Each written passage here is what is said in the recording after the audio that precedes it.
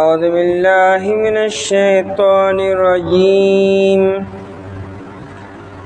بسم الله الرحمن الرحيم. يا أيها الذين آمنوا كتب عليكم الصيام كما كتب على الذين من قبلكم لعلكم تتقون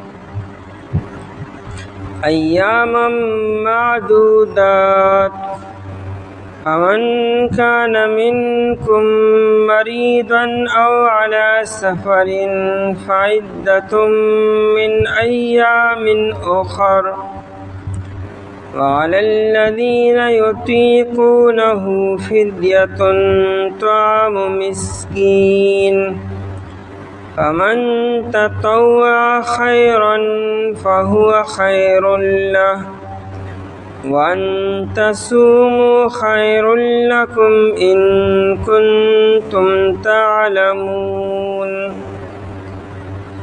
يا أيها الذين آمنوا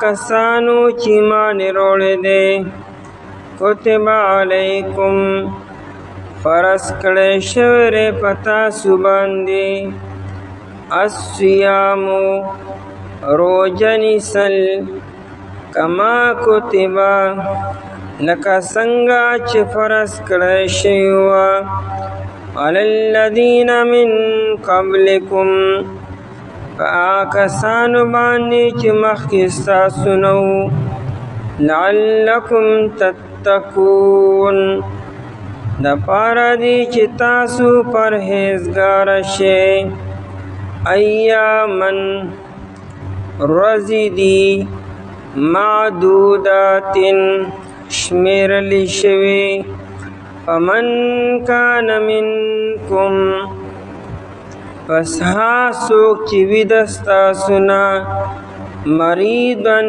بیمار او علی سفرین یا فسفر باندیوی فعدتن پس شمیر برابر ولی من ایام اخر در روز نورنا وعلی الذین او پاکسانو باندی یطیقونہو چاغی پا مشقت سرا طاقت لری دروجی فدیتن بدلور کولی طعام مسکین خوراک دیو مسکین فمن تطوع خیرن پس سوک چی پا خوشالے سرو کی نیکی فہو خیر لہو پس دا بہتر در پارا وان تصومو خیر لکم او دا چتا سورو جونی سے بہتر دستا سور پارا ان کنتم تعلمون کچرتا سپوئے گئے. پدی دوڑو آیتونو کے دا اسلام دے و اہم رکن دا فرضیت بیان دے چاہے تا روجہ لکھے گے. دا اسلام بنیادی کم 15 ارکان دی پائے کی اور روجہ نسل دی او دا رمضان ان روجہ چے پر رمضان میاش کے فرض دا پکال کی او پیرا فرض کڑے شوی دا دائے دا فرضیت بیان پدی آیتونو کے دے. اللہ تعالی خطاب پا یا ایہا الذین آمنو سرو کو انہیں دا روجہ پا مومنانو باندے فرض دا دا پا ارچا باندے نرچا کی ایمان یا روجہ نیسی.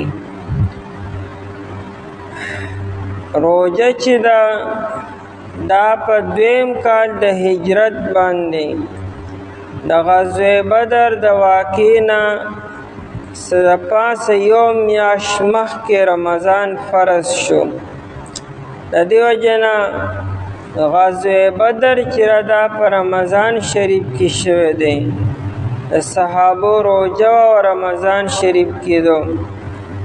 نو دا رمضان په 2م کال د هجرت باندې فرض شوی دی. د دې نه مخکې د عاشورې روجه فرض وه.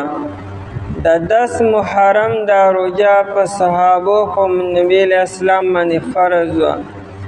یا چې کله رمضان فرض شو نو د عاشورې هغه فرضیت ختم شو. یا ایها الذین آمنو، اے ها کسانو چې ایمان وروړی دی. دا خطاب خصوصی دی، یعنی عام انسانانو ته خطاب نکو، مومنانو ته خطاب وکړو. امام جعفر صادق رضی اللہ عنہ وی په دې ایها الذین آمنو کې ډېر د خوند لذت د خوند خطاب دی، ډېر د لذت خطاب دی. وی لذت ما فی هذا النداء، په دې کې ډېر خوند دی. په دې ایها الذین آمنو سره د حکم هغه ګرانوالی او مشقت ختم شي، ځکه الله تعالی څونه په مینه باندې مؤمنانو ته وی، خلکو ته وی ای مؤمنانو تو زما خاص خلق یې، تو څه خاص حکم در کومه. دا خو د الله تعالی ر طرف نه تحفه ده او هدیه ده. د دې وجې نه روح البیان لیکلی دی، وی دا یا ایها الذین آمنو چې دی هو نداء من الحبیب للحبیب، وی دا د یوم حبیب د طرف نه بل حبیب ته ندا د آواز دی. د دوو کسانو منځ کې مینه وي، تعلق وي، یو بل سره مخلص وي، یو بل ته څونه په مینه باندې آواز کی. نو دا خطاب د مینې دی الله تعالی مؤمنانو ته کی. یا ایها الذین آمنو، اے کسانو چې ایمان وروړی دی. او یا ایها الذین آمنو سره ځکه شروع کړه چې روجه یو ګران حکم دی، عمل پې کول ګران دی، مشقت دی پکې. یا ایها الذین آمنو سره خطاب ځکه وکړو چې ګرانوالی آسان شي. کتب علیکم، فرض کړی شوی په تاسو باندې. د کتبه لفظي معنی لیکلی شوی، او لیکلو سره لازم چې هغه فرض کېدل دي. دا خبره لیکلی شوې ده، یعنې دا منسوخ کېږي نه، دا حکم راغی. کتبه علیکم فرض کړی شوی په تاسو باندې. څه شي؟ الصیامو، صیام دا مصدر دی په معنا د روجې نیسلو سره. صام لفظي معنا د روکنا، الامساکو. عربی صامت الریح اذا سکنت و امسکت عن الحبوب. کله چې هوا الوزي او بیا ودرېږي، نو ودرېدو وخت کې عربي صامت الریح وی هوا ودرېده، هوا بند شوه. دارنګه چې کله د آسونو یو جماعت رواني او تیز رفتار او منډه وخي، او هغوی بیا په کراره شي ودرېږي د ګرځېدو نه، عربي صام الخیل او صامت الخیل، آسونه ودرېدلو. نو دا انور چې کله د ورځې مند راشي، اسمان منده، عربي صام النهارو، ورځ مو درېده. ځکه دا انور چې کله د زوال ټیم کې دی ګویا کې ودرېږي، ځکه منده راورسي. نو دا صام په معنا کې د ودرېدو او د بندولو معنا ده. دیو جنا یو انسان چې زه به خبرې نه کوم او خبرې بندې کړې نو دې تم روژه او صوم ویل کېږي. لکه سورې مریم کې مریم بیبي ته الله جل شانو فرمایي جبرئیل علیه السلام په واسطې سره چې ته کله عیسی علیه السلام پیدا شي او خلکو ته راشي نو خلک به ستانه تپوسونه کي نو ته به ورله څه جواب ورکړې څه به مطمئن کې خلکو څه به ورته وایي نو ته ورته ووایې چې انی نظرت للرحمن صوما فلن اکلم اليوم انسیا ما منښته کړې ده د روژې د نیسلو یعنې زه به خبرې نه کوم د ما د خبرو نه روژه ده زه چا سره خبرې نن نه کوم بس اشاره به ورته وکړئ د ما نن روژه ده د خبرو نه چې ستا روژه تاسو به څوک خبرې نه کي بیا نو د خبرو نه هم روژه ده چې انسان خبرې بندې کړي او دلته کې د روژې نه مراد چې انسان د صبح صادق نه والې تر غروب الشمس پورې د دریو خبرو نه ځان وساتي د خوراک او د څښاک او د خپل خواهش پوره کولو نه دې ته صوم شرعي ویل کېږي. نو د صوم معنا ده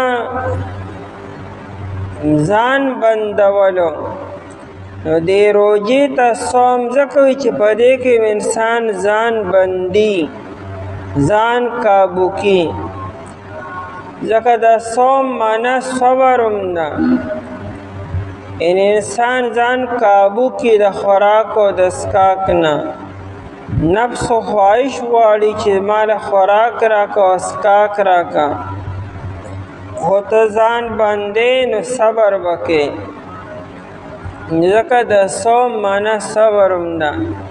نبی علیه السلام فرمایي الصوم الصبر وی دا روژه چېرې دا صبر هم دی.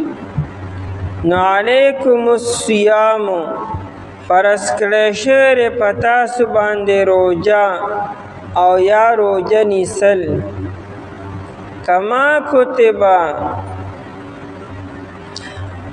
لکه څنګه چې فرض کړی شوی وه کما کتبه وی چونکې د روژې دا حکم ګران دی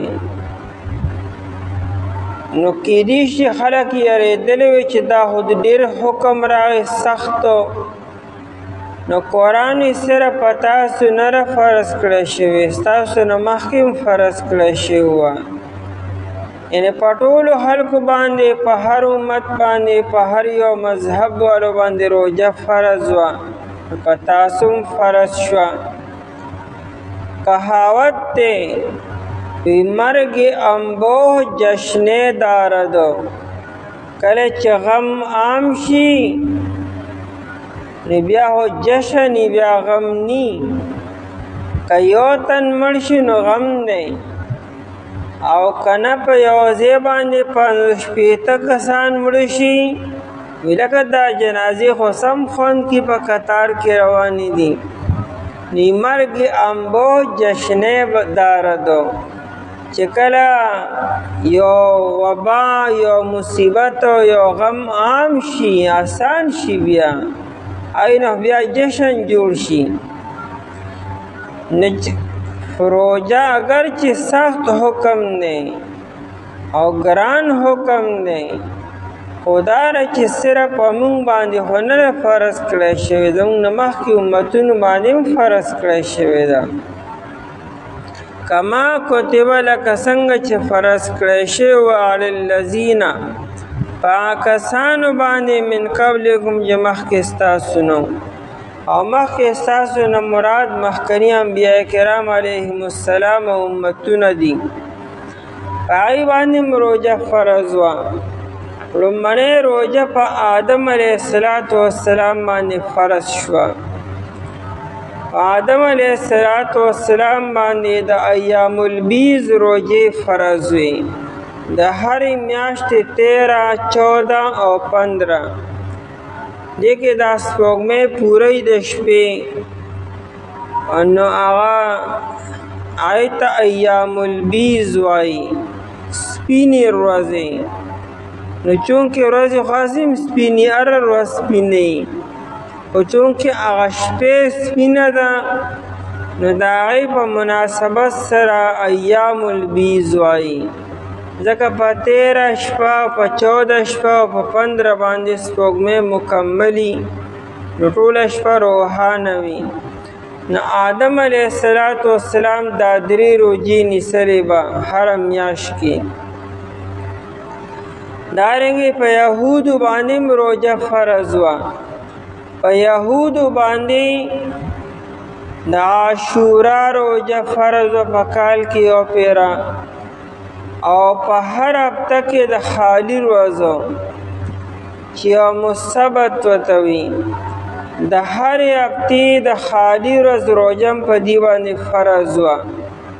نو په میاشت کې 4 شوې او په کال کې تقریبا 48 روزې، او چې یو سره عاشورا کې نو 49. نو په یهودو باندې یو کم 50 روزې فرض وي، او په نصاراو باندې روزه فرض وه. په نصاراو باندې اول د رمضان روزه فرض شوه، خو دې له اختیار ورکړی شو چې سو دا میاشت خوښه ده او که نه، چونکې د رمضان دا میاشت چې دا ګرځي، کله ګرمۍ کې راشي، کله سردۍ کې راشي، کله سو. او نصارا وایي دا خو ګران ده، په سخته ګرمۍ کې هم روزه نیسل ګران دي، او په سخته سردۍ کې پاڅېدل ګران دي بیا. نو دی وایي چې چونکې دې له اختیار ورکړی شو، نو دی وایي چې موږ به په موسم بهار کې روزه نیسو، چې عربۍ کې ورته ربیع وي. په موسم بهار کې روزه نیسل اسان دي، البته ردې تلافي به داسې وکړو چې موږ به 20 روزې هر د سیوا نیسو، نو پای باندې 50 روزې فرض شوې.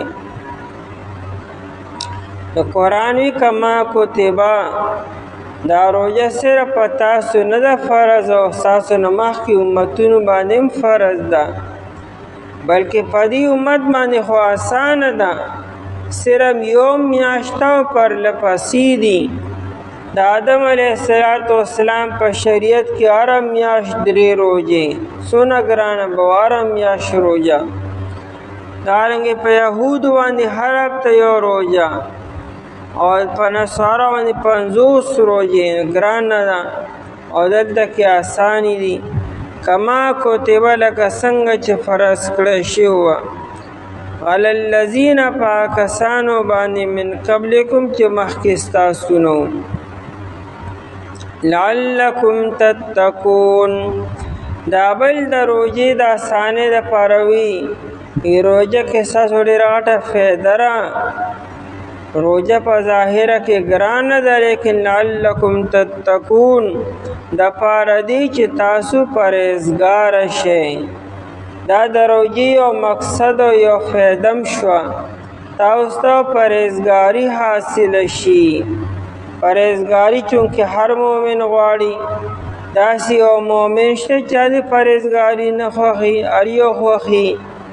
نو پرهیزګاري به تاسو ته په روزې سره حاصل شي.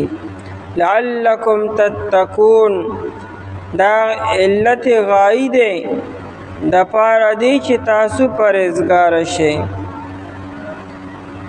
ایاما معدودات، ایاما روزه اگر چې ګرانه ده، خو ټول عمر خو نه ده که نه ټول کالي، خو یو څو ورځې دي. نو ایاما یو څو ورځې دي، که ته ښه د خلکو روزي یو میاشت خو بیا هم اسانه ده که نه.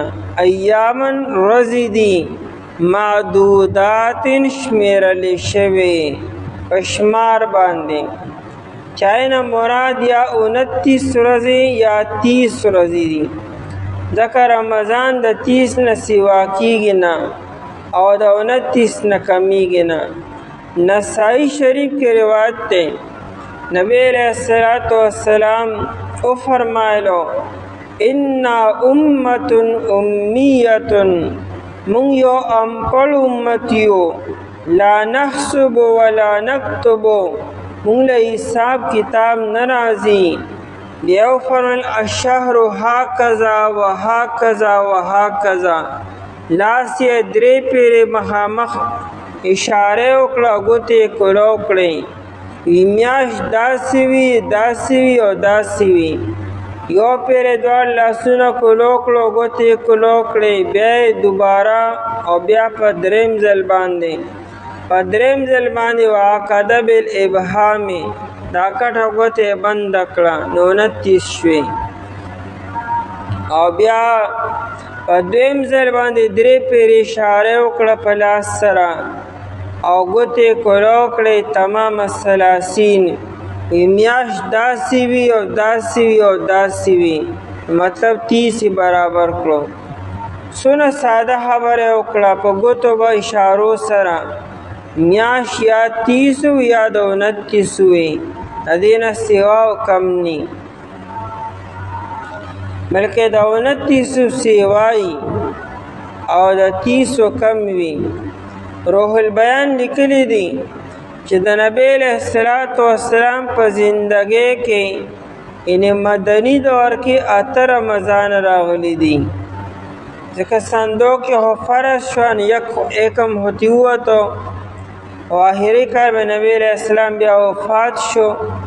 نو 8 رمضان د نبی علیہ السلام په زندګۍ کې راغلی دي او په دې 8 کې 15 د 29 او 3 د 30، نو دا 30 کم دی او 29 سیوا دی.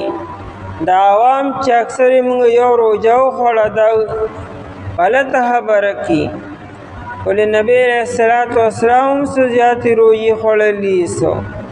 نو 29 15 د 30 3 ایام معدودات، ورځې دي شمیرلې شوې.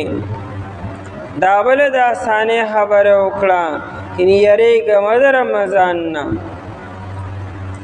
ومن کان منکم، او چونکه د انسان مختلف حالتونه، کله انسان بیماری، کله صحتمندی، کله انسان په سفر کې وي، کله مقیم وي، او روزه خو په انسان باندې راځي. بیا خاص کر عربو کې ګرمیم سیوار او عرب سفر و سرم ډیر زیات عادت نو قرآن کریم وی کتاو سفر کې او سفر کې روزه نیسل ګران دی، مشقت سیوا دی، او یا تاسو بیمار یې نو خیر دی روزه منیسئ. دا بلی او سہولت راغی او دا سہولت اسم دا موجود دی. یو انسان په سفر کې روان دی، کدا سفر د سہولت تی او کدا مشقت تی، او قرآن دا شریعت دا سہولت ورکړی دی. که انسان وی چې روزه نه نیسم، د شپې نه بیا روزه مه نیسه، چې ستا د شپې سحر نه سفر شروع کې د شپې نه بیا روزه مه نیسه.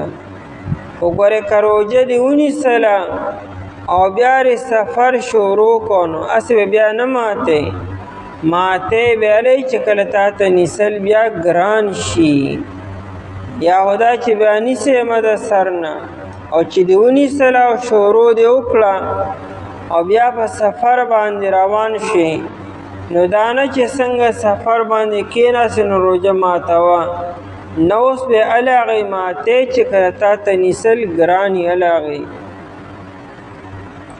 فمن کانا، نبی علیہ السلام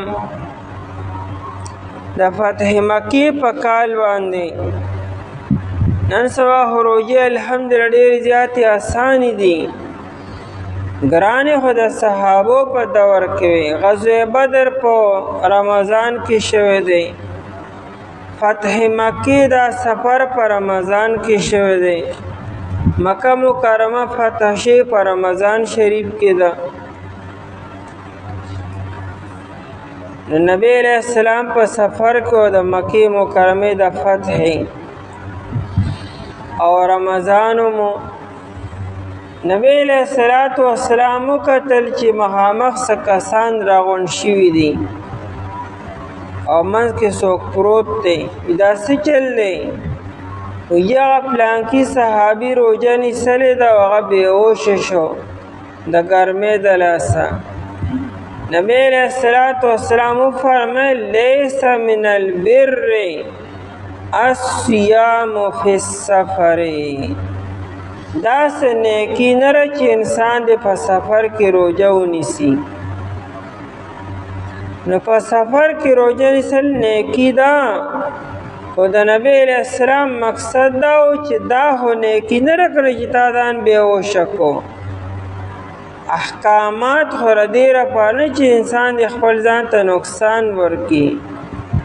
نو دومره چې ته بېهوشه کېږي بیا روژه ماته که. او سفر کې هسې شریعت سهولت ورکړی دی، روژه خیر دی ماته که بیا ته بېهوشه کېږي هغه. نو وی فرمایي چې لیس من البر الصیام فی السفر. په سفر کې داسې حالت کې روژه نیسه داسې نیکي نه ده، بلکې دا ځان سره زیاتې کول دي. د نبي علیه السلام نه په بله موقع باندې هم چا تپوس وکړو امن البر الصیام فی السفر. آیا په سفر کې روژه نیسل دا نیکي ده، یعنې ښه کار دی؟ نو نبی علیہ السلام چونکې مقام محل ته وکتلو چې هغه زمانې سفر ګرانې وي او تحمل انسان کولی نشي، نو هغه ته وی چې نه په سفر کې ته روژه مه نیسه.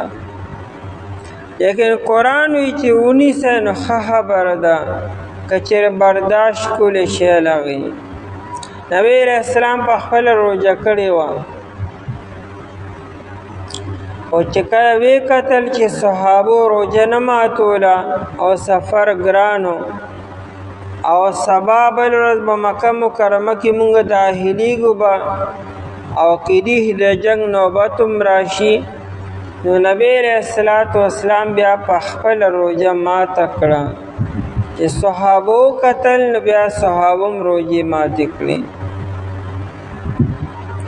فمن کان منکم،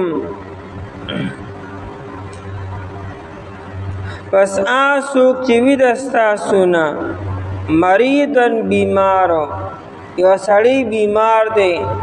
بیمار نه مراد دا نه چې سر هوږي او تبه ده، بیماري نه مراد دا چې بیماري دومره سخته ده چې انسان بېهوشه کېږي او هلاکت ته رسي او تحمل نشي کولی. په ځان پوهېږي چې راغورځېږم او بېهوشه کېږم یا مې مرض سیوا کېږي، دې ته بیماري ویل کېږي. او علی سفرین، یا په سفر باندې. او سفر نه مراد سفر شرعي دی. سفر شرعي نه مرادو په دومره فاصله باندې ته روان یې چې هغه 48 میل او یا 78 کیلومتر سفر دی. نو فعدتن، نو او د روژه ماته کړه نو بیا به څه کي؟ نو خیر دی بیا به وروستو نورو 11 میاشتو کې اشمیر برابر کړي چې څومره روژې پاتې شوي دي هغه بیا په هغې کې ونیسي. او دا هم د شریعت اساني ده. تا ته دا نه وي چې د یو روژې خانه قضا به 2 روژې نیسي یا یو په 10 باندې به نیسي. تا له الله تعالی اجر یو په 10 باندې درکړي او یو په 10 باندې درکړي. خو دا راته نه وي چې د یو روژې قضا به 2 روژې نیسي، نه، چې څونه روژې دنه پاتې شوي دي هغومره روژې بیا دوباره ونیسي. او پیدر پیم نا، یعنی که پیدر پی نیسی و کنه وقفی سر نیسی، یو روجه دیننو نیسلا بلا میاش پس ٹکتا. فعدتن پس شمیر برابر ولدی من ایام اخر در روز نورنا، یعنی دا یولس میاشتونا. دانه چه کنه ورپسی میاش که بے خامخانی سی پا شوال کے ټول کال تا سره دی. انسان بیا علی گناهګاری کی چې آینده رمضان راغی او تا ردی رمضان روجی لا ندی نیستلی، بیا انسان گناهګاری کی، یعنی کم از کم آینده رمضان مخی برابر کا. دا حکم دا نارینو او دا زنانو دواړو دپاره دی. ابو داود شریف کے روایت عائشہ رضی اللہ تعالی عنہ فرمائی چې ما ته به د رمضان که مې روجې پاتې وي او ما د آینده کال رمضان نه مخکې میاشت کې نیسلې، یعنی شعبان کې، ځکه شعبان کې به نبی علیه السلام هم روجې نیسلې، نو ما ته به چې کمې پاتې ما مای کې برابر کړي. وعلی الذین پاکستانو باندې یطیقونه، ابتدا اسلام کی جو کہ حکم سخت و خلق عادت نو گرمی سیوا وا، نو قرآن کریم سہولت بیان کو. یو انسان دے روجہ نیسل و تا گران دی، دانه چی نشی نیسلی چی ہو گران دی وتا، او اگر چی دے پا سفر کم ندے او بیمارم ندے، روغ دے صحت مند او کلی کے دے، خو روجه نیسل ورته ګران دي، نو که دې روجه نه نیسي نو بیا د روجې کفاره به ورکي، به فدیه به ورکي د یو مسکینو، یعنی په کم 2 سیر غنم یا د هغې پیسې به ورکي.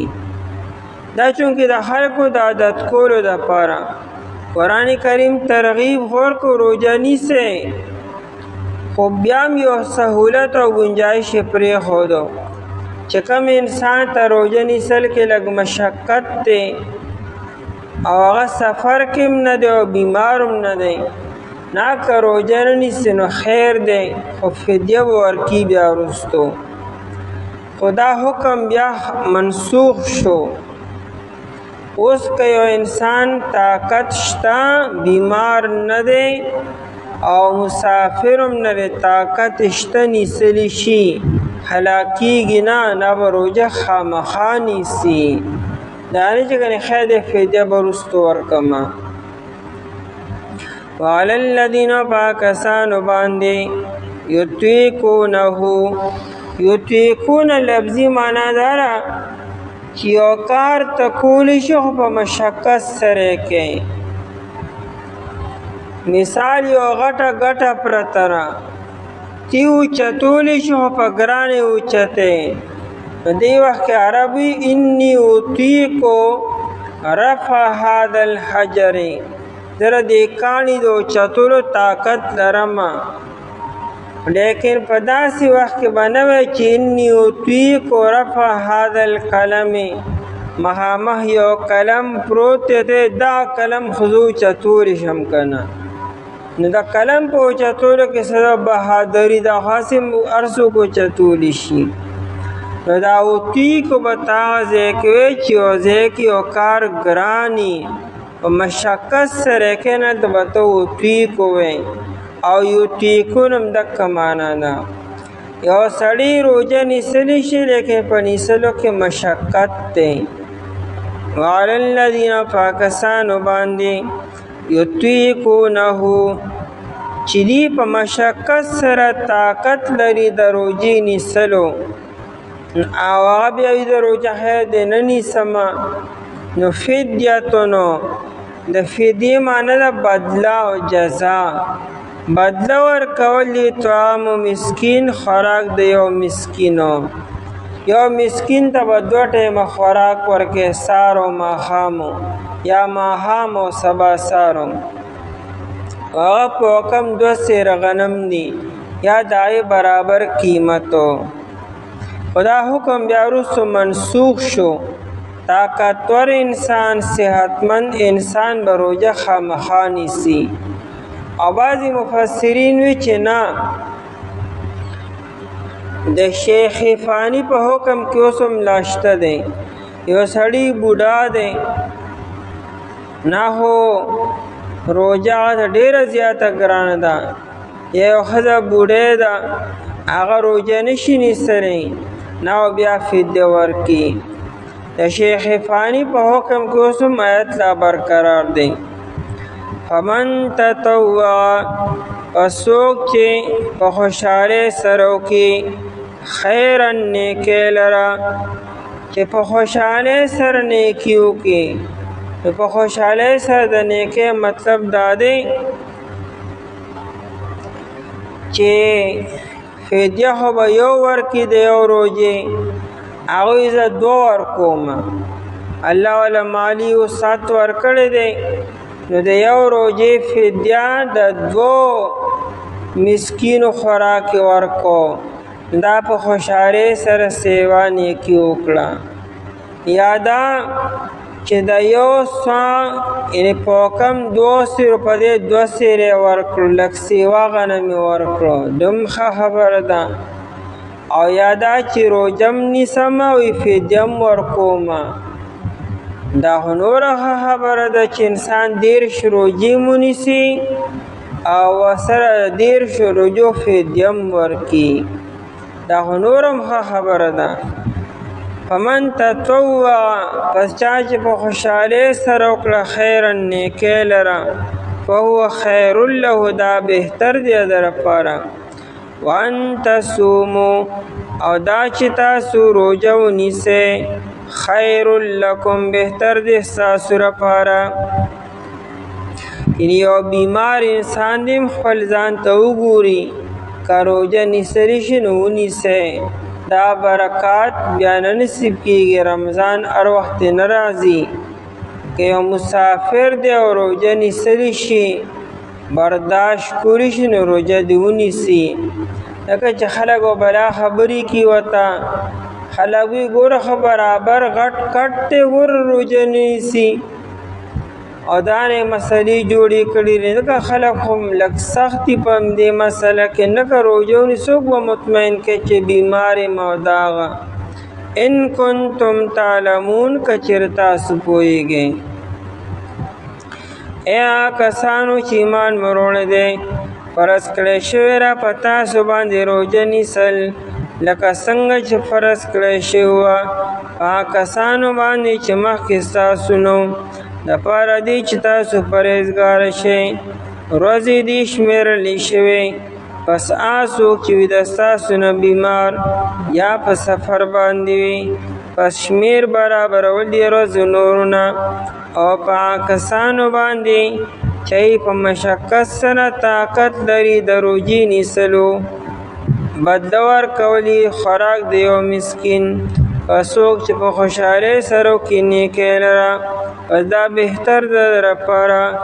او دا چې تاسو روژه ونیسئ بهتر ده ستاسو لپاره، که چېرې تاسو پوهېږئ.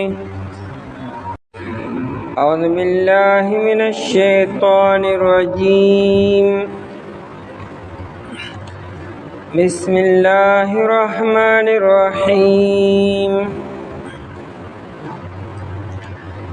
شهر رمضان الذي أنزل فيه القرآن هدى للناس وبينات من الهدى والفرقان، فمن شهد منكم الشهر فليصمه، ومن كان مريضا أو على سفر فعدة من أيام أخر، يريد الله بكم اليسر ولا يريد بكم العسر، ولتكملوا العدة ولتكبروا الله على ما هداكم ولعلكم تشكرون. شهر رمضان، میاشت د رمضان، الذي انزل فيه اغدا چه نازل کړی شوی په دې کې القرآن قرآن کریم هدى للناس په داسې حال کې چې هدایت دی دپاره د خلکو وبینات من الهدى او واضحه دلیلونه دي د هدایت والفرقان او فرق کوونکی دی د حق او د باطل منځ کې فمن شهد منکم پس څوک چې حاضر شو دستاسو نه الشهر دی میاشتې ته فلیصمه پس دې روژه ونیسي په دې کې ومن کان مریضا او څوک چې وي بیمار او علی سفر یا په سفر باندې فعدة پس شمیر پورا کولی من ایام اخر در ورځو نورنا یرید الله بكم الله تعالی اراده لري تاسو سره اليسر دا سانتیا ولا يريد بكم العسر او اراده نلري تاسو سره د سختۍ ولتکملوا العدة او د پاره دی چې تاسو پوره کې شمیر لره ولتکبروا الله او د پاره دی چې تاسو لوی بیان کې د الله تعالی علامه په هغه طریقه باندې هداکم چې ښودلې د تاسو ته ولعلکم تشکرون او د پاره دی چې تاسو شکر ادا کړئ آیت مبارکه کې اهمیت د رمضان شریف بیانیږي چې په رمضان شریف کې الله تعالی خپل اخرانی کتاب قرآن کریم نازل کړی دی په دې سر د رمضان اهمیت او احترام نورم سیوا شو قرآن کریم هغه کتاب دی چې دا د خلکو دپاره هدایت دی او دې کې د هدایت واضح احکامات او دلایل دي او دا کتاب فرق کوونکی د حق او د باطل د رښتیا او د دروغو په منځ کې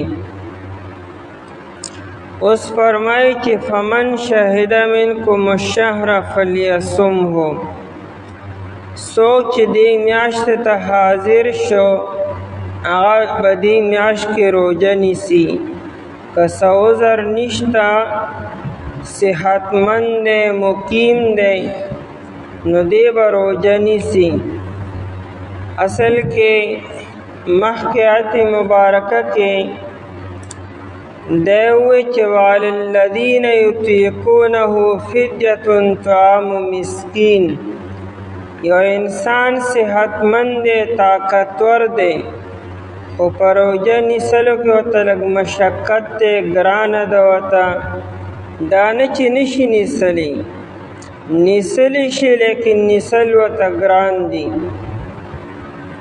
نو هلته قرآن وایي چې وعلی الذین یطیقونه فدیة طعام مسکین زه خیر دی که روژه نه نیسي نو فدیه به ورکړي چونکه د شریعت د احکامات تدریجا ناغلی دي یعنی شروع کې به آسانی و رخصت به و چې کله خلک به یو حکم سره عادت شو بیا به قانون راغی چې اوس اخرنی حکم داري لکه څنګه چې شرابو خلک شرابو سره ډېر زیات عادت او د چای او د اوبو په شان به څښلو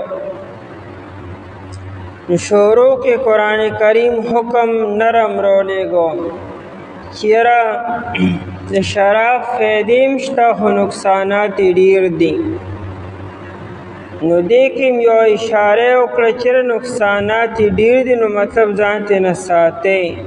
په دې سره ډېر خلک منع شو. بیا څه زمانه بعد بل حکم راغی چې کله مونځ ټیم وي نو هغه ټیم به شراب نه څښئ. مطلب چې شراب هم څښلي دي نو بیا مونځ ته نه نږدې کېږئ. نو په دې باندې ډېر خلک د شرابو نه منع شو چې ښه دا شراب داسې ناکاره څیز دی چې په دې سره مونږ د مونځونو نه منع کېږو. او بیا بل حکم راغی چې اوس د شرابو نه مکمل اجتناب وکړئ. نو خلک چې رو رو عادت کېدو نو بیا هرې کې حکم راغی. دارنګې روژه ګرانه وه، مشقت پکې ډېر او بل دا چې عربو کې ګرمي د حد نه سوا ورځې موږده ده. نو شروع کې خلکو عادت کولو دپاره حکم نرم راغی. ترغیب یې ورکړو چې روژه ونیسئ، په دې کې فایدې ډېرې دي. پرهیزګاره به شئ تاسو. ستاسو نه مخکې خلکو باندې فرض شوې ده. څه دونه ګرانه معلوم نه دی، خو به هر حال بیا هم ووایي که یو انسان وي چې زه نه نیسمه ما ته مشقت دی پکې، نو بیا تر دې پسې یو فدیه به ورکړئ. چې کله دې سره خلک عادت شو نو اوس حکم راغی فمن شهد منکم الشهر فلیصمه. او دا گنجائش ختم شو. یو انسان چې صحتمند دی، بیمار نه دی او شدید بیماریم نه را مسافرم نه دی، نو دی به اوس روژه خامخا نیسي. دی به دا نه وي چې زه خیر زه به فدیه ورکړم روژه نه نیسمه، یا زما په ځای به بل تن روژه ونیسي، نو دا گنجائش ختم شو. ځکه روژه کې نیابت نه جاری کېږي. نبی علیہ السلام فرمائی لا یصلی احد عن احد ولا یصوم احد عن احد. مونځ یو تن د بل په ځای نشي کولی چې ته چاته چې زما په ځای مونځ ته وکړه. نیابت په مونځ کې نه جاری کېږي او نه په روژه کې نیابت جاری کېږي چې ته چاته وې زما په ځای روژه ته ونیسه، زه به له خیره پیسې درکړم، خرچه درکړم، زما روژې به ته نیسې. نو داسې نشي کېدی. ولا یصوم احد عن احد. یو تن د بل تن د طرف نه روژه نشي نیسلی. په مالی عباداتو کې نیابت جاری کېږي، لکه زکات دی، فطرانه ده او حج دی. نو دا ستا په ځای بل تن کولی شي، ستا فطرانه بل تن ورکولی شي. لکه عام طور د ښځې فطرانه خاوند ورکړي، د ماشومانو فطرانه پلار ورکړي. او دارنګې زکات کې نیابت جاری کېږي. تا باندې زکات فرض شو او ته چاته لکه زما په زکات ته ورکړه، هغوی ټیک ته ورکوم، ستا زکات ادا شو. ښځې سره مال دی، کالی دی، هغه زکات په خپله نه ورکړي، خاوند دی ورکړي، زکات ادا شو. او سړي سره مال دی او ښځه د هغه طرف نه زکات ورکړي نو ورکولی شي. دارنګې حج دی. یو انسان بیمار دی، سفر نشي کولی او هغه بل چاته زما په دې حج وکړه، دا حج بدل دی او د حج وصیت هم کولی شي چې زما په ځای ته حج وکړه. لیکن که یو انسان باندې منځونه پاتې دي او روژې پاتې دي او دی وفات کېږي او دی وصیت وکړي زما دونه منځونه وکړئ بیا او دونه روژې ونیسئ، نو دا نه کېږي. یعنې د ده طرف نه وارث روژې نشي نیسلی او نه به منځونه کوي، به مالي فدیه به ورکړي. روجې نیسل او منځونه کول دا د بل چا په ځای نه کېږي. د دې معنی د نیابتو. نو فمن شهدا څوک چې دې میاشتې ته حاضر شو اوس به دې روژه نیسي خامخا. گنجائش د مخکنی آیت هغه منسوخ شو ختم شو. فمن شهدا پس څوک چې حاضر شو. د شهدا اسی خپل معنی د لیدلو. دی گواه ته عربی کې شاهد وي. دته شاهد ولی وي؟ د واقعه په خپل سترګو باندې لیدلی نو دی گواهی کی. گواه خدا نوی کنه چې زه کور ودومه او یا زه چې په موقع باندې سره موجود نوم او گواهی کوم، ته بیا گواهی د سکې ځکه گواهی هو د لیدلو کیږي. نو شاهده کې د لیدلو معنا ده. مشاهده څه ته وایي؟ چې په خپلو سترګو باندې یو خبره ده ما مشاهده کړې ده. نو فمن شهده پس څوک چې وویني، یعنې څوک چې حاضر شي. نو دا شهده ولې وایي؟ وی که چېرې فرق دی مسافر دی او مقیم شو او بیمار دی صحتمند شو او یا یو خوش قسمت انسان دی چې هغه الله تعالی د رمضان موقع ورکړه. د رمضان روژه میاشت په ده باندې راله او دی پکې موجود دی او حاضر دی، یعنی مخکې وفات نشو. نو فمن شهدا پس څوک چې حاضر شو منکم دستاسونه. منکم یوی دکه حکم مومنانو ته دی. روجه په کافرانو باندې نه ده، روجه په مومن باندې ده.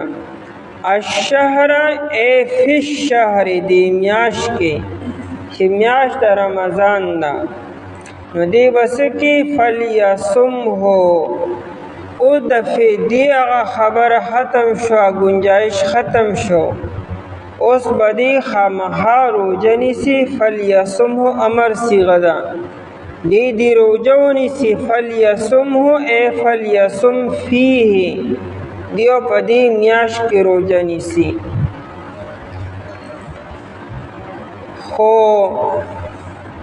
فمن شهدا څوک چې د روجې اهل یلاغي، دې میاشت ته خو ماشومان هم حاضریږي او دې میاشت ته خو لیوني هم حاضریږي، مجنون او ماشوم.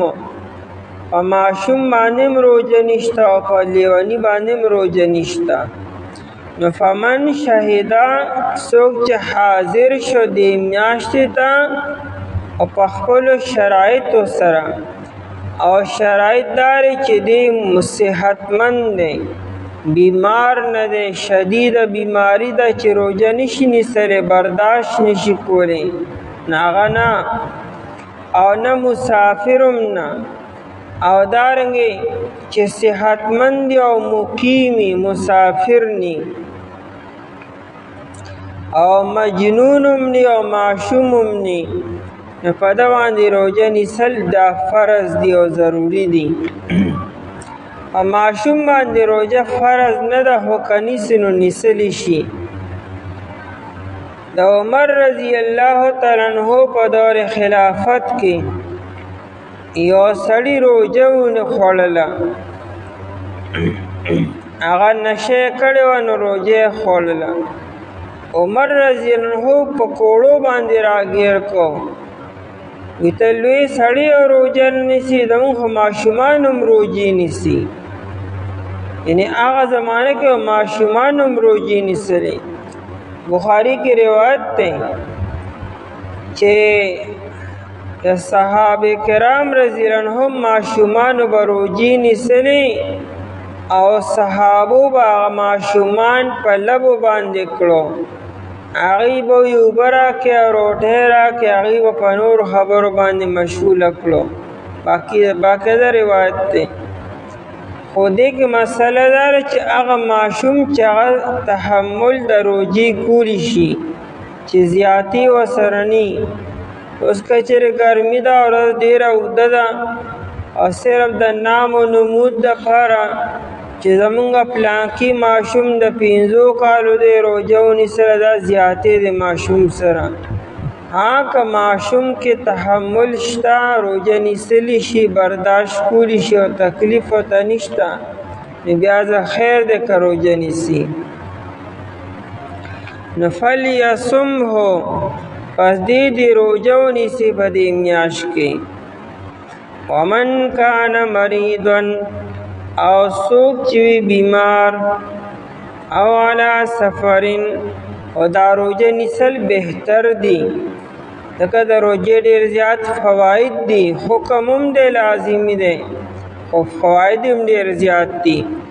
نبی علیہ الصلوۃ والسلام فرمایي من حافظ علی 3، چا چې په 3 خبرو باندې مداومت وکړو، همیشوالی وکړو، نو فهو ولی الله حقا. نبی علیہ السلام دا د الله تعالی ولی دی، دا د الله تعالی دوست دی. ومن ضیعهن، او چا چې دا 3 خبرې ضایع کړي، یعنی همیشوالی پې ونه کو، مداومت عمل پې ونه کو، نو نبی علیہ السلام فهو عدو الله حقا، دا د الله تعالی دشمن دی. دا 3 خبرې سری الصلاة والصوم والغسل من الجنابة. شعب الایمان کې امام بیهقی رحمه الله دا روایت را نقل کړی دی. ایکړو منی مونځ دی چې انسان په مونځ باندې همیشوالی نه کړي، دا د الله تعالی دشمن دی. ډېرې ځان ته ناشنا نسبتونه کېږي نه. او دویم روژه ده چې سړی په روژه باندې همیشوالی نه کړي. او دریم غسل من الجنابت دی، د جنابت نه غسل په ټیم باندې نه کړي او ټوله ورځ ټوله شپه په دغه ګنده حالت کې اوسېږي او دا عمل دی، نو دا د الله تعالی دشمن دی. بل حدیث کې نبی علیہ الصلوۃ والسلام فرمایي ان الجنان یشتقن الی 4 نفر، جنتونه 4 کسانو ته په شوق کې وي.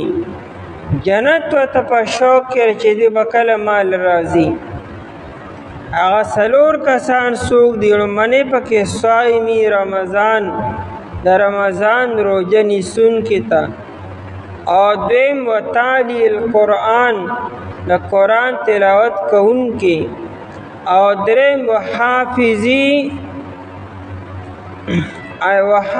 اللسان، د خپل ژبې حفاظت کوونکي چې دا د دروغو نه او د غیبتونو نه او د ګالم ګلوچ نه محفوظ شي.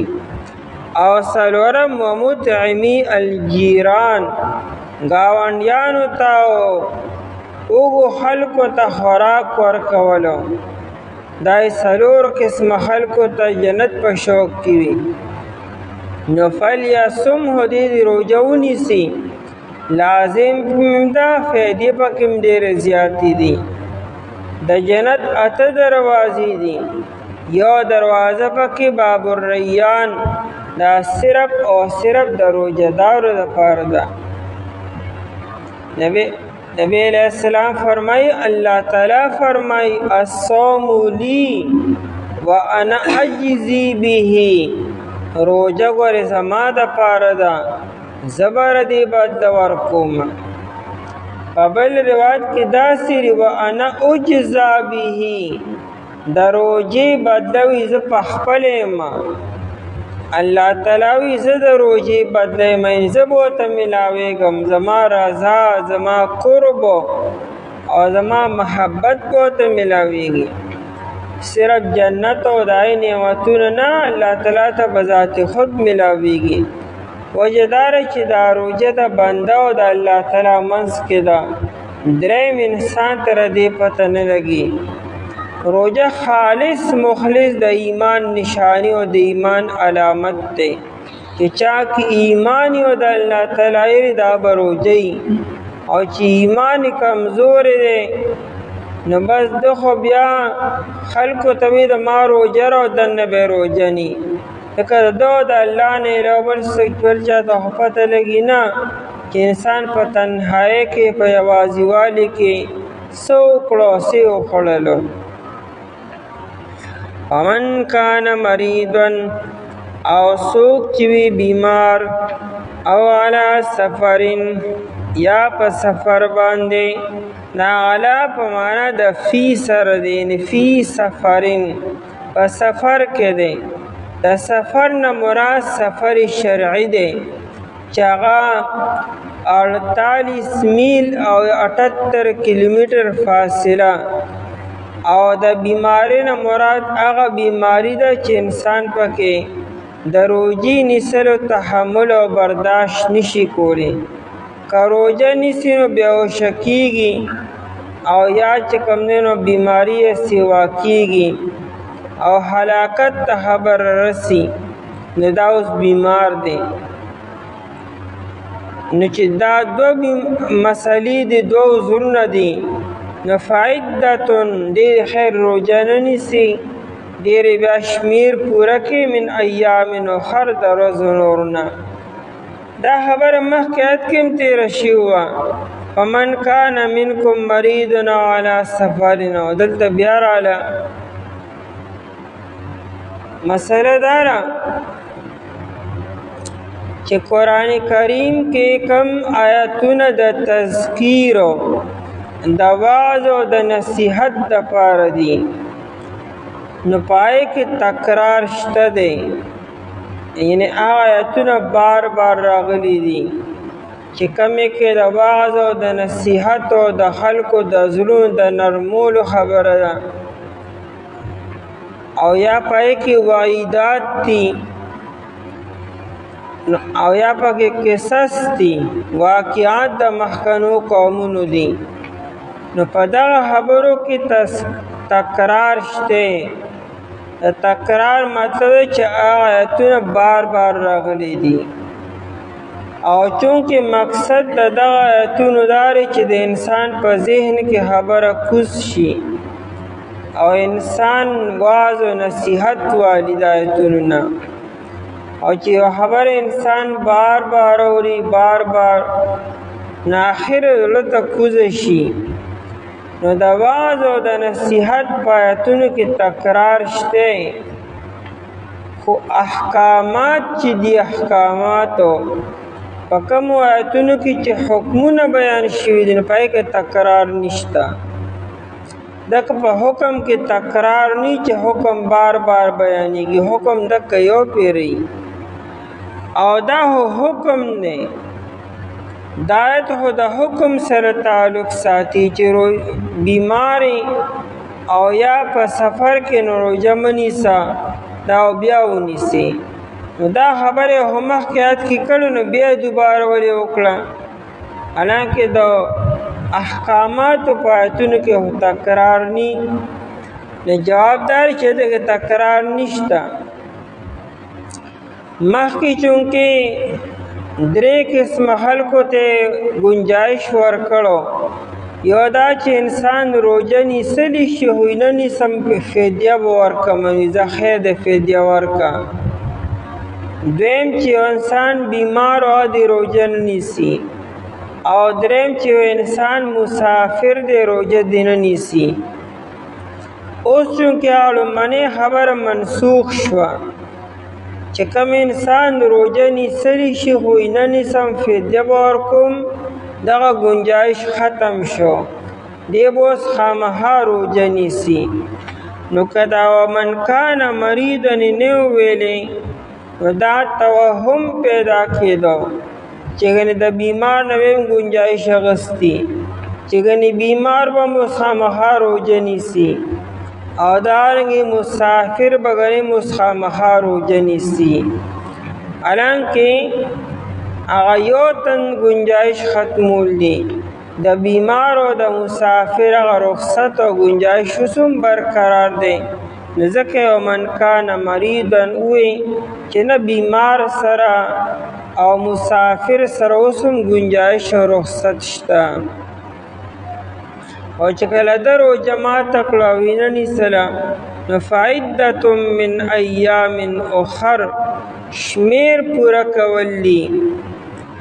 او د علی سفر نه وروستو فافطر یعنې د بیمارۍ د وجې نه او د سفر د وجې نه روژه ونه نیسله ماته کړه اوس به دې څه کي نو فعدة شمیر پوره کول دي من ایام اخر د ورځو نورو نه یعنې باقي 11 میاشتې چې دي پای کې به بیا دې دا شمیر پوره کړي چې څونه روژې ترې پاتې شوي دي او هغومره روژې به دې ونیسي که پرله پسې نیسي او که نه وقفې سره نیسي. فعدة من ایام اخر په سفر کې روژه نیسل بهتر دي. که انسان نیسلی شي نو غوره خبردار چې انسان روژه ونیسي او که نه نیسي نو رخصت دی یعنې گنجایش دی. که وینه نیسم نو ټیک ته مه نیسه خو نیسل بهتر دی. دارنګې بیمار انسان دی که روژه نیسلی شي تحمل پکې شته نو ودې نیسي خو که وینه ډېره ګرانه ده راته بېهوشه کېږمه او نه نیسو نو د خیر دی. جابر رضی الله تعالی عنہ فرمایي موږ نبی علیه الصلاة والسلام سره په یو سفر کې وو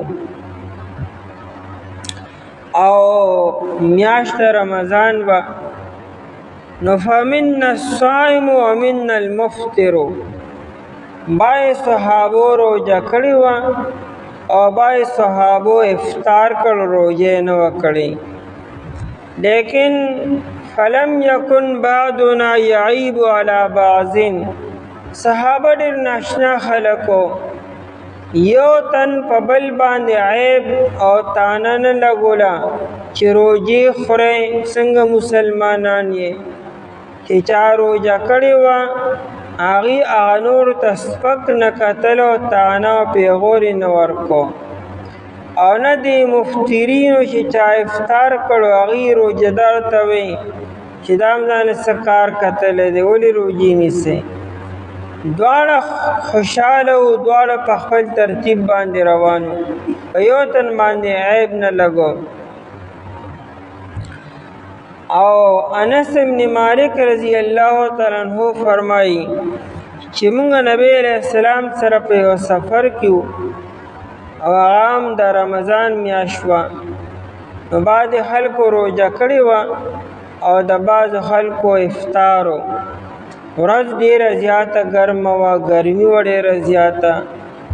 د غرمې ټایم نو موږ یو ځای کې آرام کو نو ظالم د سوري ځای وکتو نو چېرې چا روژې وي ای خو زر زر بس هغه سورو ځای ته لاړ او پرېوتل وده شو او چېرې چا روژه نه وه نو هغې سورلۍ ودرولې سورلو نه سامانونه راکوز کړو سورلۍ بیا کېنولې هغې له بیا په مشکیزو وروړې سورلو له اوبه ورکړې. نو نبی علیه السلام وفرمایل ذهب المفطرون بالاجر اليوم یاره چې دا د چا روژه نه وه که دوی خو ډېر اجرونه حاصل کړو ځکه چې ایهو بلا خدمت وکړو دا سورلۍ ودرولو او دې له بیا اوبه راوړلو اوبه ورکولو او خیمې ودرولو ځکه چې چا روژه وي خو زر پرېوتل وده شو. نو نبی علیه الصلاة والسلام وفرمایل چې ذهب المفطرون بالاجر اليوم نن خو مفطرینو ډېر غټ اجر حاصل کو. بهر حال یو انسان روژه نیسي نو بهتر ده او که نه نیسي نو ټیک ده. د فتح مکې په موقع باندې نبی علیه السلام چې کوم سفر و دا هم په رمضان کې و نبی علیہ السلام چې کله قراء الغمیم ته ورسېدو د مازدیګر د مونځ نه پسې روژه ماته کړه، ځکه مشقت ډېر زیات او سفر ډېر اوږد او ګرمي ډېره زیاته وه او صحابو ته ګرانه وه. د نبی علیہ السلام روژه د خلکو هم روژه وه. نبی علیہ السلام ته اطلاع راغله چې سختی ډېره زیاته ده او روژه نیسل ګران دي، خو ستاسو روژې نه خلکو هم روژه کړې ده. نبی علیہ السلام د مازدیګر نه پسو په سفر کې به نبی علیہ السلام د مازدیګر مونځ وختي کو، نو قراء الغمیم کې اوبه راوغوښتې روړې اوبه او نبی علیہ السلام د خلکو مخکې اوبه وڅښلې. صحابو کتلو بیا خلکو هم روژه ماته کړه. نو یرید الله بكم اليسر، الله تعالی اراده لري بكم تاسو سره اليسر د اسانۍ. الله تعالی چې مریض ته او مسافر ته وایي چې زه خیر دی که روژه نیسم نو خیر دی، دا د الله تعالی اساني ده، تاسو سره اسانۍ اراده کی. یرید الله شفقت خداوندی دی، الله تعالی اراده لري بكم تاسو سره اليسر د اسانۍ، ولا یرید بكم العسر، او اراده نه لري تاسو سره د سختۍ. دی ونه وی چې کار سي روژه به نیسئ، به زما حکم دی، که ته بیماری او که ته مسافر او که مقیم روژه به نیسئ، مکوه سفر کنه، مه بیماریږئ چې روژه اوس نشي نیسلی وي نه.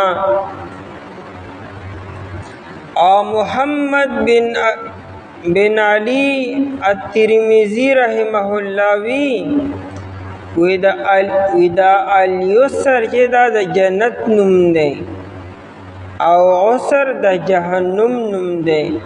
وی ځکه چې ټولې اسانۍ په جنت کې دي او ټولې سختۍ په جهنم کې دي. یرید الله بكم اليسر، یا الله تعالی اراده لري تاسو سره چې روژه ونیسئ جنت به راته میلو شي. لکه جنت ټولې اسانۍ دي، الله تاسو له په جنت روژې نیسلو سره جنت درکړي اراده لري. او الله تعالی په دې روژه سره تاسو د جهنم نه ساتي چې روژه ونیسئ جهنم نه بچ شئ. دلته ذکر د روژې شروع دی، خدا قانون عام دی. شریعت کې هر څه آسان دي، هر ځای کې آسانی ده او سختی نشته. نبی علیہ السلام چې صحابه په سفر لېږل دا وصیت به ورته کو، یسروا ولا تعسروا، بشروا ولا تنفروا. خلکو ته آسانۍ راولئ، گنجایشونه پیدا کوئ. دا هم نه چې حرام حلال کې، لیکن داره چې شریعت کې دننه گنجائش نو گنجائش پیدا کې. معاذ ابن جبل رضی اللہ عنہ، ابو موسیٰ شری رضی اللہ عنہ دواړه چې نبی علیہ السلام یمن ته لېږل، دواړو ته یسرا ولا تعسرا، دواړه خلکو له اسانۍ ورکوئ، اسانۍ راولئ او سختۍ په خلکو باندې مه راولئ. د شریعت کې چې څومره اساني وي خلکو ته بیانوئ او د سختۍ نه بچ کوئ.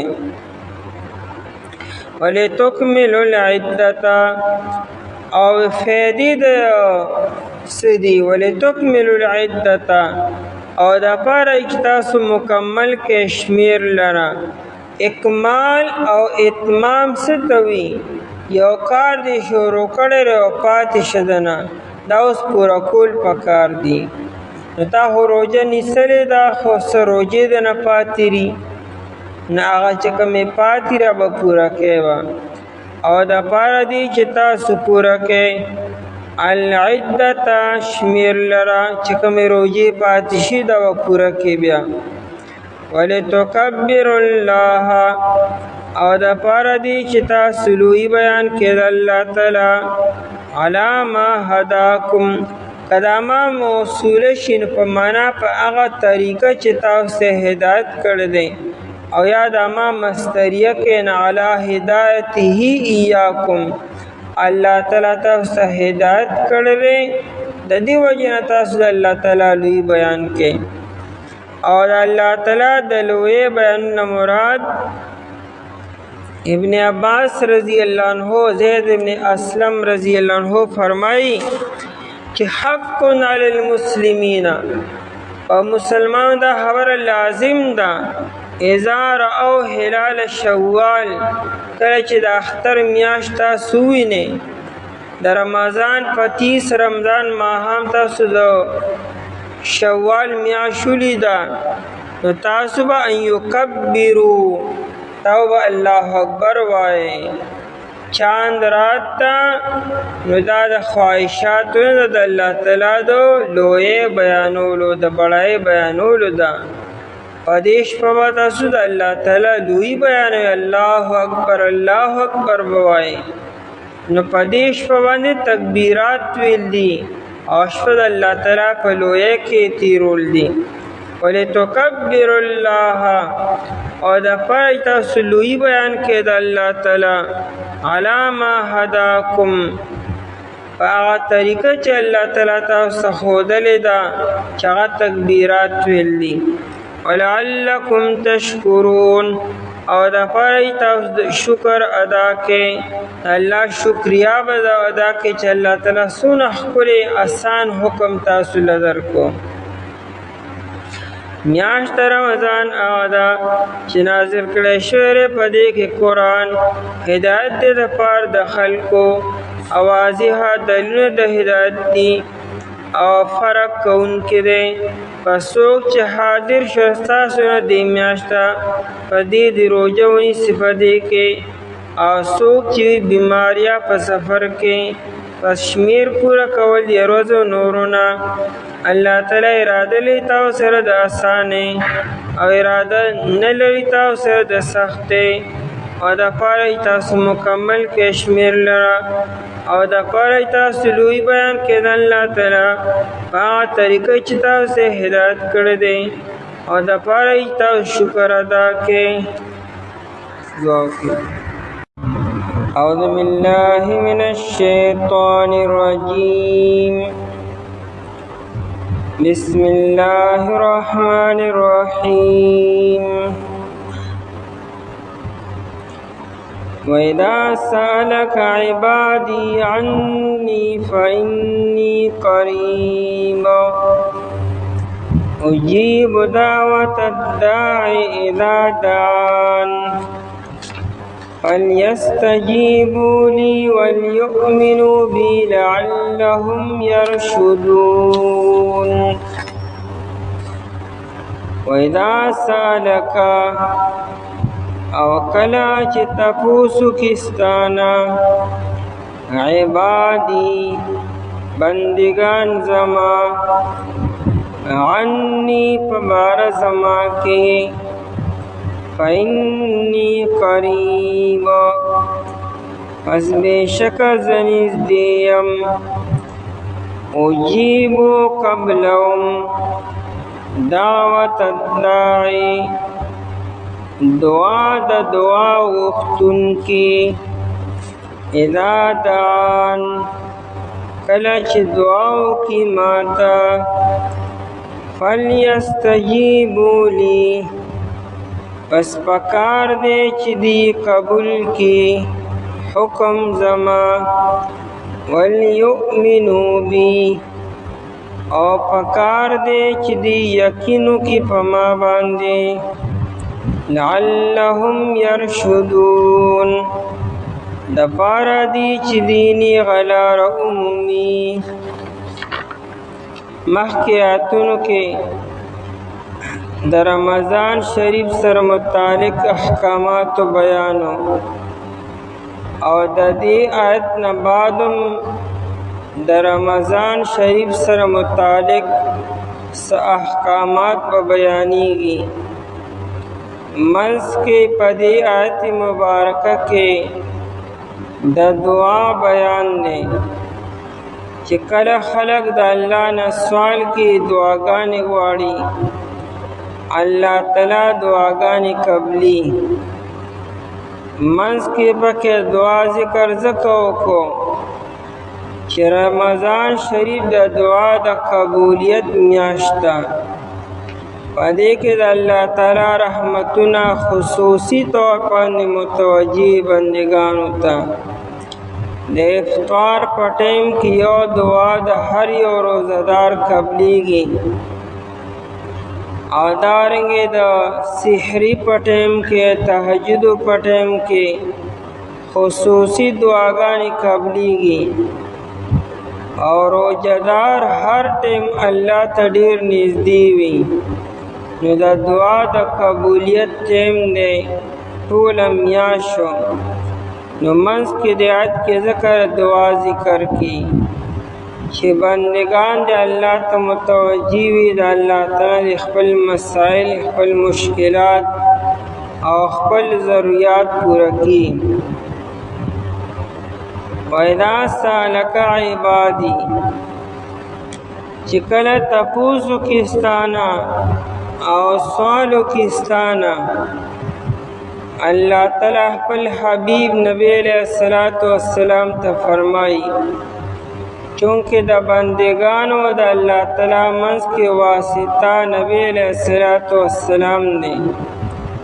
اللہ تعالی چې خپل بندگانو ته خطاب کی خبر ورته کی نو د خپل پیغمبر په ذریعه سره ورته کی او بندگانو که خبر اللہ تعالی ته کی نو د نبی علیہ السلام په ذریعه سره. د آیت شان نزول باره کې ګڼ اقوال دي. یو قول دا دی چې یو اعرابي راغی. اعرابي هغه انسان ته وي چې هغه د ډېرو آدابو نه نی خبرو، ساده باده سړی وي، نیغه خبره کی، تکلفات پکې نه. یو اعرابي د باندې اوسیدونکی راغی.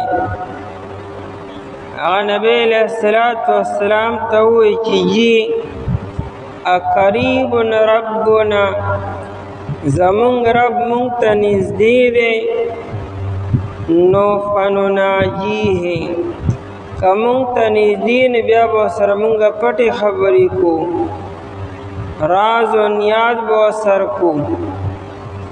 ځکه چې نږدې نه بیا هغه ته چغې وهلو څه ضرورت دی؟ ام بعید، یا الله تعالی زمونږ نه لرې دی، نو چې لرې دی نو فننادیه، بیا به ورته مونږ چغې وهو، اوازونه به ورته کوو. څنګه چې ستا نه یو انسان لرې وي نو هغه ته به تیزه چغه وهې. نو زمونږ رب کم ځای کې دی؟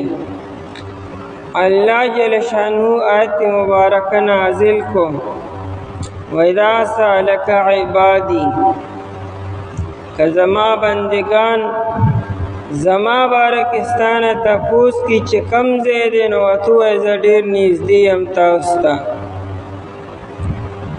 یعنې زه تاسو ته د علم او د قدرت او د احاطې په اعتبار سره نږدې یم. او علامہ قلبی د ابو صالح په واسطې سره را نقل کړي دي چې یهود د مدینې هغوی راغله او هغوی د نبی علیه السلام نه دا تپوس وکړو. هغوی وویل یا محمدو کیف یسمع ربنا دعاءنا، اے نبی علیہ السلام زمون رب زمون دعاګانې څنګه اوري؟ وانت تزعم وتدعوی ان بیننا وبین السماء مسیرة 500 عام. تخوی اللہ تعالی آسمان کې دی او زمونږ او د آسمان منځ کې 1500 کاله مزل دی. لکه دا په یو روایت کې راځي چې اسمان زمونږ نه د 500 کالو په مسافت باندې دی، چې دومره لرې دی اسمانو. بیا وَإِنَّ غِلَظَ كُلِّ سَمَاءٍ مِثْلُ ذَلِكَ، بیا هر یو اسمان دومره ډبل دی، دومره غټ دی چې د هغې غټوالی د 500 کالو په مسافت باندې دی. نو دا 1000 کاله شو. بیا د لومبني اسمان نه پس بیا دویم اسمان منځ کې فاصله 500 کاله، نو بیا دویم اسمان دومره ډبل دی، نو بیا دریم اسمان، بیا څلورم. نو دا خو د اوم اسمان د پاسه دی وی الله تعالی توحیدا خبره کوي. نو دا خو الله تعالی ته چې تا 3500 سال زمانه ولګي، نو الله تعالی ته به خبره رسی. نه زمونږ رب زمونږ خبرې څنګه اوري؟ الله تعالی آیت مبارکه نازل کو چې دې ته ووایا، دې د الله تعالی باره کې تپوس کې، نو الله تعالی نږدې دی. او امام قتاده او امام عطا رحمه الله وی چې کله د آیت مبارکه نازل شو وقال ربکم ادعوني استجب لکم، دا سورة المؤمن د 43 سپارې آیت دی. اللہ تعالی فرمائی ادعونی،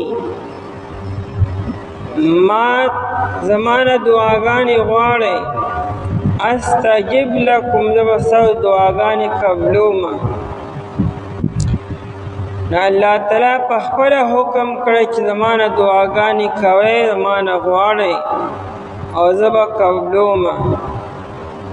نو چې کله دا آیت نازل شو،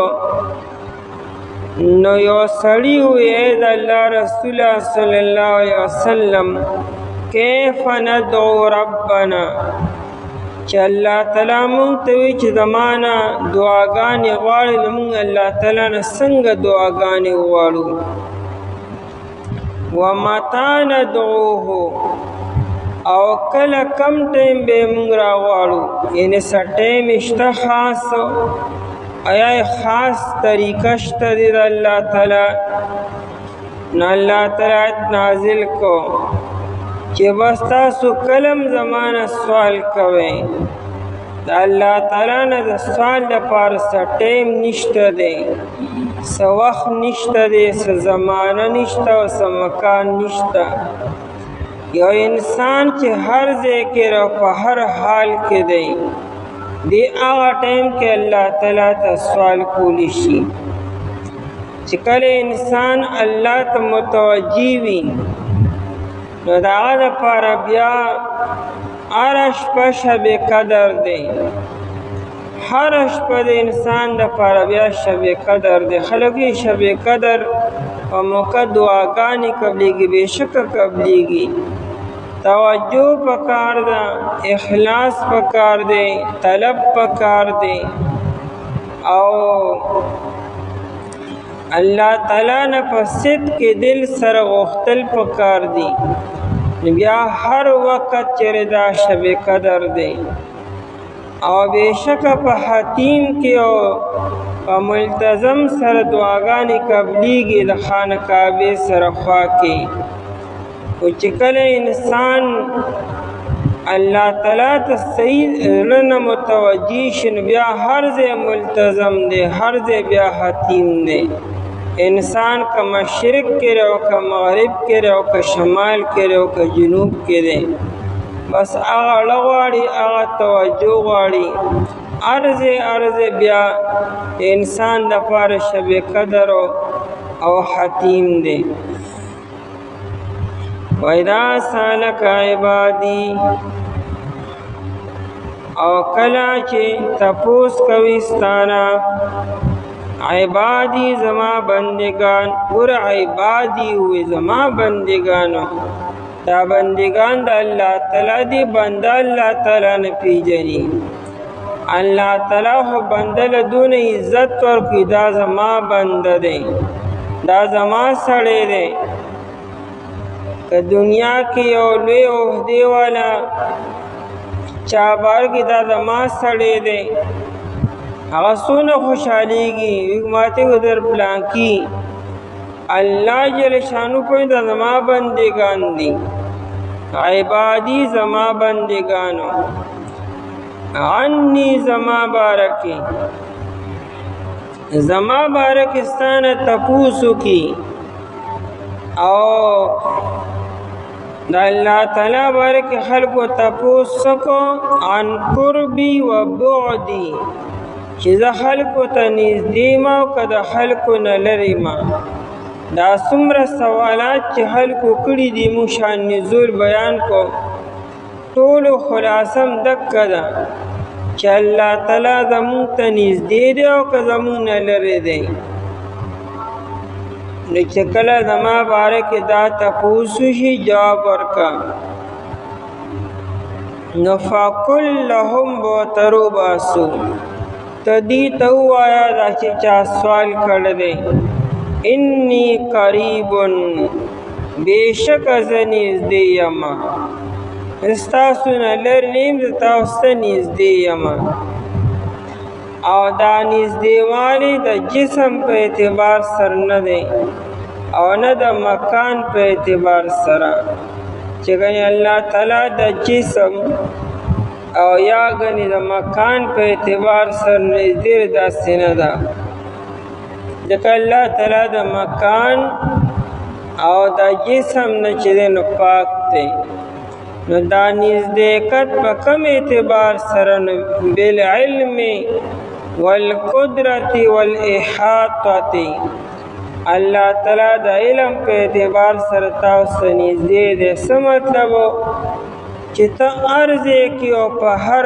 حال کې نه الله تعالی ته علم دی چې زما را بنده په کوم حال کې دی او دې ما ته څه وایي او زما نه څه غواړي کتی په ژبه باندې وی کتی پړه کې راولي چې ته الله تعالی ته متوجه شې نو چې هر ځای کې شپه او ورځ او وچه او لمده او تیاره او رڼا دا ټولې خبرې الله تعالی ته یو برابر دي نو الله تعالی ته علم دی چې زما دا بنده دې کم دی کې دی او په کم حال کې دی او دې څه غواړي او د څه مدد کول پکار دی الله تعالی ته دې علم دی تا ته نږدې دی او الله تعالی ته ویني اوري دارنګې والاحاطة الله تعالی په ټولو خلکو احاطه کړې ده څوک د الله تعالی نه بار نه دی چې ګنې د الله تعالی د معلوماتو نه یا د الله تعالی د علم نه څوک بار دی داسې نشته دی او دارنګې د قدرت په اعتبار سره الله تعالی تاسو ته انتهایی نږدې دی فإني قریبا پس بېشکه زه نږدې یم د خیبر په سفر کې صحابه کرام رضی الله تعالی عنهم چې کله روانو نو دی یو چت ځای باندې ورختلو نو صحابه کرام رضی الله عنهم په زور زور سره لا اله الا الله او دا الله اکبر ذکر شروع کو په چغو چغو سره نبی علیہ الصلوۃ والسلام تو فرمائل اربعوا علی انفسکم درمیانه چال سره درمیانه آواز سره دعاګانې کوي ذکر او اذکار کوي مډیر چغې وهي او مډیر په دمه وایي چې غفلت راشي او سستی راشي نو لږ درمیانه آواز سره ذکر کوي او بیا فرمای فإنکم لا تدعون اصم ولا غائبا تاسو هغه ذات ته آوازونه نه کوئ چې ګنې هغه کوڼ دی اصم چې کوڼي لکه ته وګنې چغې ورته وښئ ولا غائبا الله تعالی غائب هم نه دی الله تعالی ستاسو د آوازونه اوري، بلکې تاسو هغه ذات ته آوازونه کوئ چې هغه سمیع قریب دی، هغه اورېدونکی هم دی او نږدې هم دی. او هو معکم، هغه تاسو سره دی. نه الله تعالی ته چغې وهلو ته ضرورت نشته دی، الله تعالی هر آواز اوري. فإني قریب، پس بېشک زه نږدې یم. اجیب دعوت الداعی، اجیب زه قبلهم.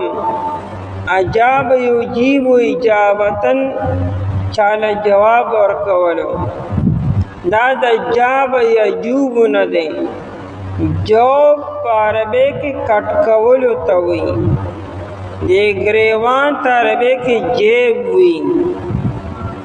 وادخل یدک فی جیبک، الله تعالی موسی علیہ السلام ته فرمای دا خپل لاس په دې ګریوان کې ور داخل کا. عربی کې جیب اصل کې دې ګریوان ته ویل کېږي. موږ جیب دې بل څه چې په سبق دوی ته وایو، اصل جیب چې دا دې ګریوان ته وي. دې ته جیب ولې وي؟ دم کټ کړی شوي وي، کپړه خو روغه دا پکې منځ کې کټ کړی شوي را، ځکه ورته جیب ویل کېږي. نو دې عجاب معنا کټ کولو. دې جواب ته جواب ولې وي؟ چې ته سوال وکړې نو دی جواب دی، ځکه جواب سره سوال کټ شي. سوال چې کوم تا کړی دی هغه یې تاله کټ کو، ځکه ورته جواب ویل کېږي. نو اجیبو کې معنا د کټ کولو ده، لفظي معنی داسې را. او زه قبلهم، د اجابت نسبت چې الله تعالی ته وشي نو په معنا د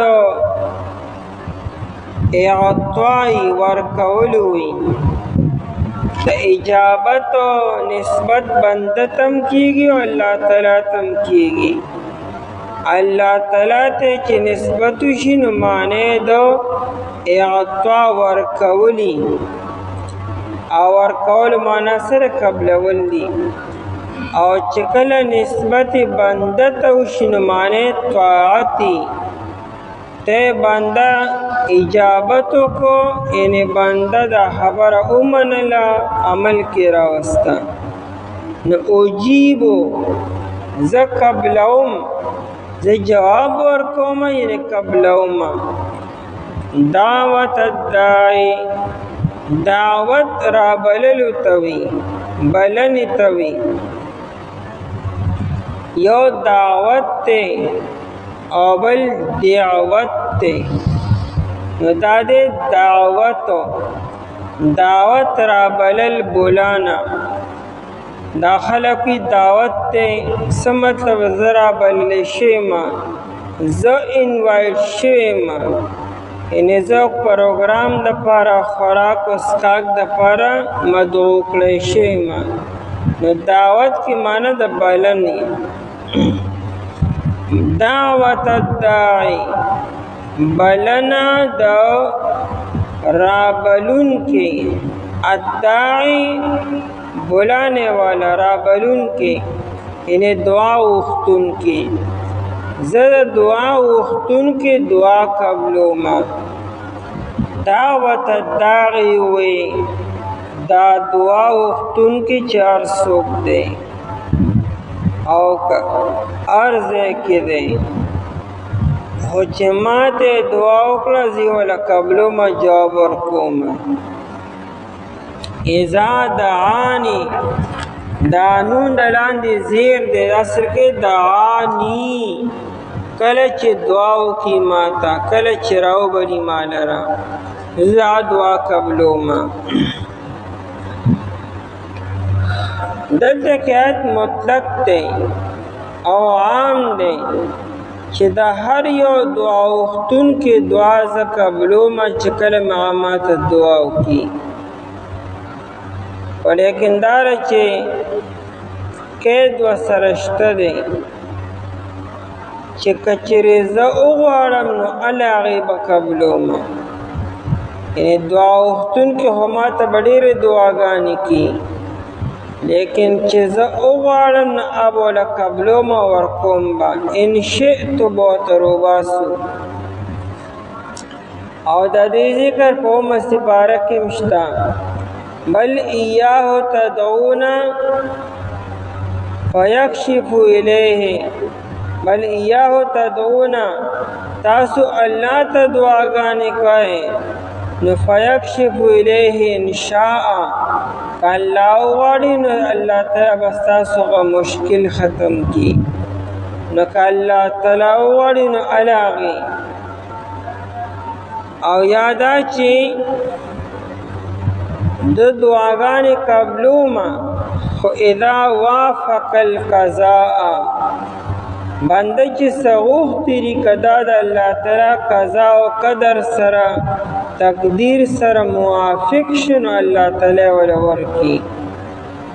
او یا درېیم دا چې اذا لم یسأل محالا، بنده به داسې سوال او دعا نه کوي چې هغه ناممکن وي. یو بنده داسې دعا وکړه چې هغه ناممکن ده، ده لپاره ممکن نه. الله تعالی لپاره څه ناممکن نشته، هر څه ممکن دي، خو د بنده لپاره هغه ناممکن دي. نو دا به څنګه؟ لکه مثال یو سړی اوس قیامت راشي، نو قیامت خو به په خپل ټایم باندې راځي. یا یو سړی ماړی د خدای پاک اوس مرګ راولي، نو مرګ خو به تاله په خپل ټایم باندې راځي، اوس یې خو تاله نشي راوستی. ته به تلوار کې، الله تعالی خو تلوار نه کي. نو داسې دعا به نه کوي چې هغه ناممکن ده. او یادا چې او کانت الاجابت خیرا له، کچرې بنده چې کومه دعا کړې ده هغه دعا د بنده لپاره خیر دی پکې، نو بیا الله تعالی قبول کړي. او که بنده لپاره پکې خیر نه، نو الله تعالی د خپل بنده خیر غواړي او بې خیري نه غواړي. نو بنده اگر چې داسې دعا وکړي چونکې کې د بنده لپاره بې خیري ده، نو بیا الله تعالی په هغه ټایم نه قبلي. بل دا چې آیت کې صرف دا هوه چې زه دعا قبلومه، او آیت کې دا نه وي چې ده څه غوښتي اوله هم ورکومه. بنده خو به ډېر څه غوښتي وي، نو دا دعا یې الله تعالی قبوله کړه. باقي په دې دعا کې چې ده کومې خبرې غوښتي دي نو هغه ولې الله تعالی بیا ورکي، خو د الله تعالی چې پکې مصلحت د بنده لپاره او حکمت پکې، نو بیا ولې ورکي. لکه حدیث کې راځي، ابو سعید خدری رضی الله تعالی عنہ فرمایي، نبی علیہ الصلوۃ والسلام فرمایل، ما من مسلم دعا الله بدعوة، هر یو مسلمان چې الله تعالی ته دعا وکړه، سوال وکړو، خو په شرط د دې چې لیس فیها قطیعة رحم، چې په دا دعا کې قطع رحمي نه، داسې دعا به نه کوي چې د ګناه ده، ولا اسم، او نه پکې څه ګناه شته، او دعا یې کړې ده او دا خبره پکې نشته. نو الله تعالی فرمائے الا اعطاه الله بها احدى ثلاث خصال. نبی علیہ السلام فرمائے چې الله تعالی دلا پدریو خبرو کې یو خبر خامخا ورکي. لومړنۍ خبره ده اما يعجل دعوته، یا الله تعالی در دعا زر قبول کی چې د سغوختي او فورا ورکی. خلک وکړو که د ایمان سال می کړی وینو داسې بس خو می خلک اړه رااله اوس هر څه وشو، نه الله تعالی فورا قبول کی. یا او اما ان يدخر له فی الاخره، الله تعالی دا دعا در پارا آخرت کی ذخیره کی، د دې بدله به ورته آخرت کې ملاویږي. او یادا چې وَإِمَّا أَن يَدْفَعَ عَنْهُم مِّنَ السُّوءِ الله تعالی بردن یو برائی یو بدی هغه دفع کی، په ده باندې یو آفت را رواني، یو مصیبت او یو پریشانی پې را روانه وي. دلته دعا وکړه، هغه دعا لړله، هغه مصیبت ته به راودرېده او مصیبت یې دفع کو، ختم کو. بنده ته خو پته نشته امام د کوم مصیبت را روان دی، ده خو دعا وکړه، هغه دعا قبولم شو او هلته کې لوی خیر شو، د لوی مصیبت نه دې خله خلاص کو. خو ده ته د دې خبرو اوس پته نشته، نو دې دا یره ما دعا وکړه او قبوله نه شوه. خو د خدای باندې دعا خو دې قبوله شوې ده او ښه بدله راته میلاو شوې ده. نو په دې دریو خبرو کې خامخا یو خبر الله تعالی کی. نو صحابو چې دا خبره اورېده هغوی وی یا رسول الله اذن نکثرو، بیا خو به مونږ ډېرې دعاګانې کو، ځکه چې هره دعا کې یو فایده خو شته، یا د آخرت دپاره ذخیره ده، یا به دنیا کې څه میلاو شي، یا کم از کم یو مصیبت او یو آفت نه به مونږ بچ کېږو به. بیا خو به یې زن نکثرو، مونږ به ډېرې دعاګانې کو. نبی علیہ السلام فرمایي الله اکثرو، الله تعالی ډېر ورکړه کوونکی دی، ته به څونه غواړې، ستا په هر څومره غوښتو باندې الله تعالی نعمتونه نه خلاصېږي او نه کمیږي، الله به درکړي، ته ترې نه غواړه. دا واحد هغه ذات دی په دنیا کې ګرځه، چرته خپل او چرته پردی، څوک به هم داسې پیدا نه کړي چې ته ترې نه غواړې او هغه خوشحالېږي. یو پېره ترې وغواړه بیا ترې نه وغواړه، بس کې که نه څه ټیکه خو مې نه راغستې، بل چا پسې لړ شه که نه. دا واحد هغه ذات دی الله تعالی چې غواړه ترې نه او غواړه ترې نه، او چې څومره غواړي دومره خوشحالېږي او دومره ډېر ورکي. دا واحد یو ذات دی، بل به پیدا نه کوي، صرف د الله تعالی ذات دی چې څومره ترې غواړي نو خوشحالېږي او چې ترې نه غواړي نو بیا خفه کېږي. نو دعا الله تعالی قبلي د هر چا، او په شرط د دې چې دعا کې د ګناه خبره ني، قطع رحمي پکې ني، او د بنده لپاره پای کې مصلحت او حکمت وي. بل دا چې دعا عبادت دی، هر دعا چې دا عبادت دی، او عبادت الله تعالی رد کی نه، ریجیکټ کیے نه، عبادت الله تعالی خامخا قبلي.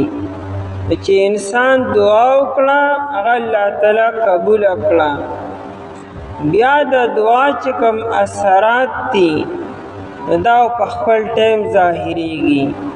تا چې څه غوښتي دي الله تعالی به ګوري د خپل حکمت مطابق، او که د انسان دپاره پکې فایده یا په ټایم باندې یا په تاخیر سره، او که چېرې فایده پکې نشته دی نو هغه بیا الله تعالی د آخرت دپاره ذخیره کړي.